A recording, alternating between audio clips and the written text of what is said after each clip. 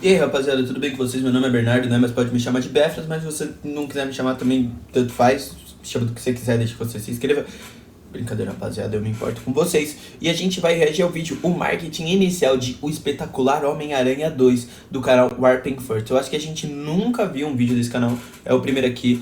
Então, bora lá, rapaziada.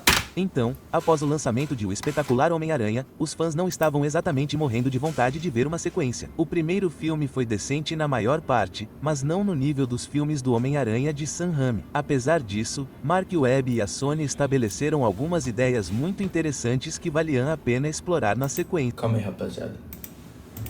E por meio de fotos do set, material lançado oficialmente e rumores de fãs, tivemos um vislumbre de quanto mais Webb e a equipe de produção estavam procurando expandir o mundo da série de filmes. Posso dizer com certeza que, embora tenha um lugar especial no meu coração para o Homem-Aranha original, adorei mais o reboot de Mark Webb.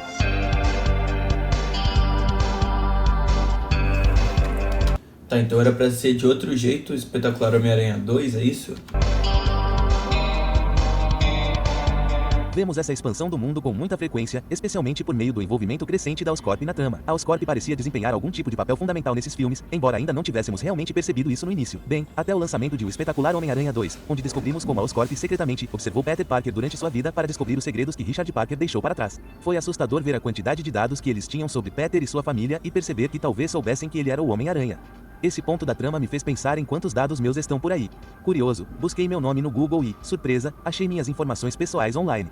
Segurança online é algo que sempre levei... Mano, o cara enfiou uma publi no meio do negócio, velho. Meu Deus. Eis o marketing, rapaziada. Eis o marketing.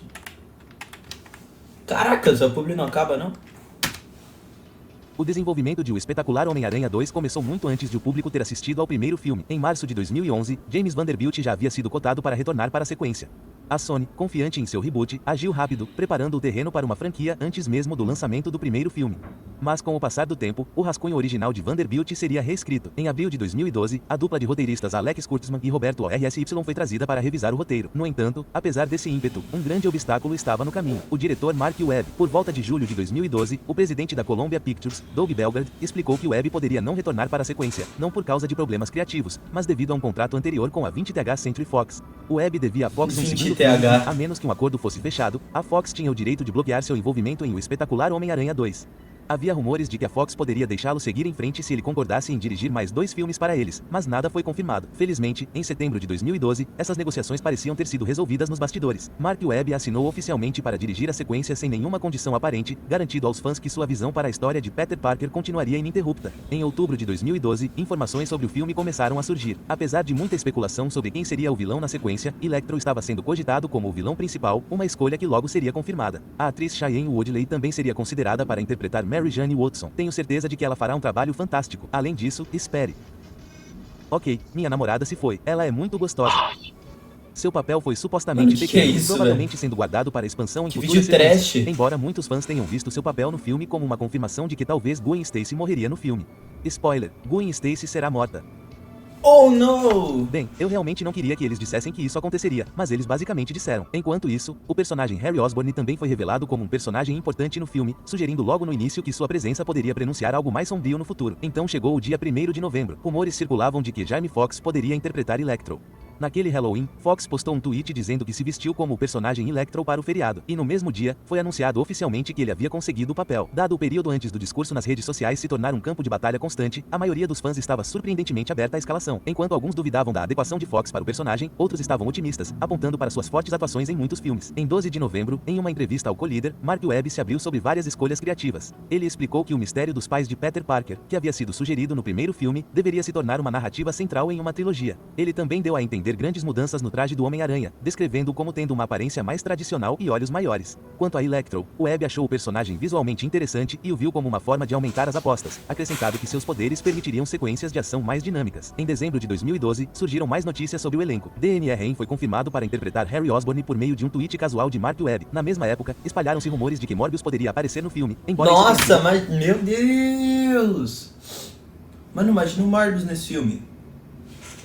Caraca! Rapidamente desmentindo. Rapidamente. Eu só queria te contar ou te perguntar. Você ouviu falar daquele cara do Asimov? Aparentemente, ele vai interpretar Morbius. Sim, isso não vai acontecer. Não vai. Primeiro, eu nunca tinha ouvido falar do cara. É por isso que estou chutando porque penso. Quem é esse cara do Asimov? Ai, meu Deus. Então eu olho para ele. Ele parece que pertence a um filme do Scooby-Doo, uma adaptação ao vivo de Hey Arnold. Fevereiro de 2013 marcou uma grande virada. As filmagens começaram oficialmente e Mark Webb começou a compartilhar conteúdo de bastidores no Twitter, quase que diariamente. Isso criou um vai e vem divertido entre o cineasta e os fãs, alimentando um fluxo constante de especulações. Uma foto do set mostrava um armário numerado, e alguns fãs mais atentos acharam que ele se parecia com o que aparece nos quadrinhos Ultimate Spider-Man, onde o simbionte Venom também era armazenado em um armário. Esse pequeno detalhe foi o suficiente para gerar teorias de que Venom poderia aparecer no filme. Uma ideia que animou alguns. Mano, pior que, tipo, é meio assim hoje em dia também. Só que, cara, esse filme já é meio bagunçado assim, só. Imagina com o Venom, com o Morbius. Mano, esse filme. Meu Deus, ia ter que ter 3 partes, 4 pra desenvolver.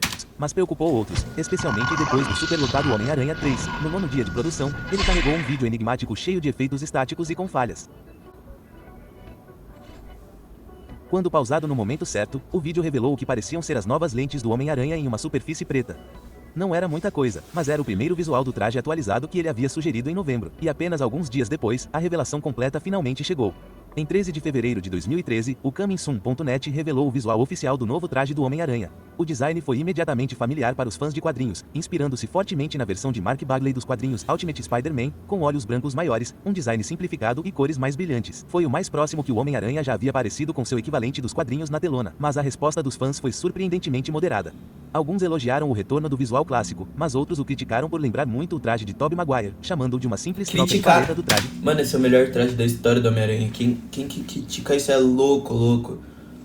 Pensar que quem critica isso hoje deve ter tipo uns 40 anos. Caramba, que loucura. De Remy. A textura, a teia elevada e até mesmo as cores parecem semelhantes, com apenas o formato dos olhos e o emblema no peito se destacando. Na verdade, houve pessoas que acreditaram que o traje era falso, já que não foi revelado por uma empresa oficial ou pelo próprio Mark Webb. Embora com o lançamento de várias fotos do set alguns dias depois, a descrença rapidamente caiu por terra. Eu estava esperando que eles eventualmente fizessem o traje parecer um pouco com o traje de Rei. Não é uma cópia completa, eu diria. Eles então decidiram, aparentemente, que essa é uma cópia completa e exata do traje dos filmes de Sam Raimi. Continuaríamos a receber fotos do set no início de 2013.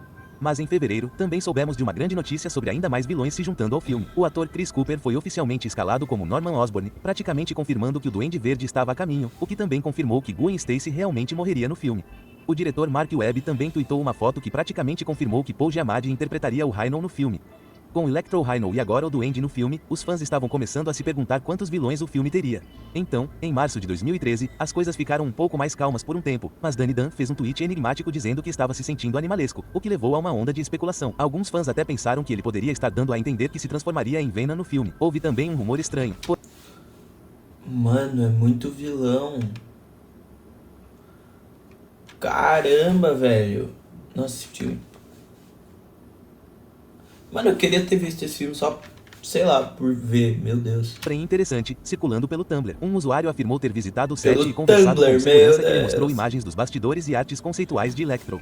Ele descreveu Electro usando um traje preto completo com uma gola grossa e disse que seu corpo era completamente azul. As pessoas ficaram compreensivelmente céticas na época. Parecia detalhado demais para ser real e parecia improvável que um segurança revelasse isso casualmente.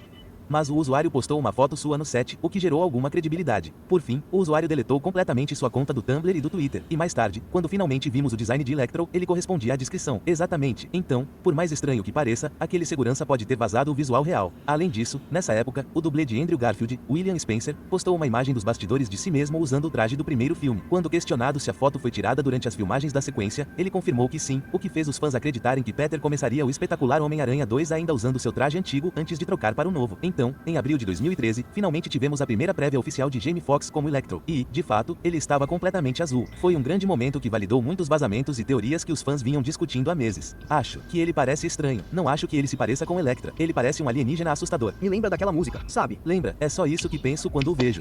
Em junho de 2013, a Entertainment Weekly confirmou que as cenas de Shailene Woodley como Mary Jane seriam cortadas completamente do filme. Os cineastas acharam que seria melhor guardar o enredo dela para uma sequência futura. Cheyenne expressou sua decepção, mas disse que entendia a decisão. E que não fazia sentido. Eles estavam apresentando muitos personagens novos. Realmente não fazia sentido introduzir uma personagem tão vital para os quadrinhos em um filme que tinha tantas outras coisas acontecendo. Então, eles estão adiando para filmes futuros. Ainda assim, alguns sites tentaram criar drama. O MovieWeb, por exemplo, relatou que ela foi removida da franquia e substituída pela atriz Sarah Gedon, embora esse boato nunca tenha sido comprovado. E você pode pensar que Gaden está chegando para substituir o Woodley como Mary Jane. O repórter de cinema Jeff Snyder desmentiu esses rumores, tweetando na quinta-feira, sendo informado de que as notícias de que Sarah Gaden foi escalada para interpretar Mary Jane Watson no espetacular Homem-Aranha 2 não são verdadeiras. O mesmo artigo do MovieWeb também soltou um spoiler casualmente, alegando que Harry Osborn, e não Norman, seria o Duende Verde. Então, isso foi uma surpresa para muitos fãs que esperavam que Norman, interpretado por Chris Cooper, assumisse o papel. O resto é história. Você já sabe que o filme continuou sua campanha de marketing com trailers e comerciais de TV, muitos dos quais apresentavam cenas que nunca chegaram a ser editadas. Houve até uma campanha de marketing viral inteira acontecendo junto com o marketing do filme. E se você estiver curioso sobre isso, eu fiz um vídeo separado mergulhando em todos os detalhes. Caramba. Mano, rapaziada, que pesquisa louca que o nosso mano aqui tem voz já, porque provavelmente é um canal dark, né? Enfim.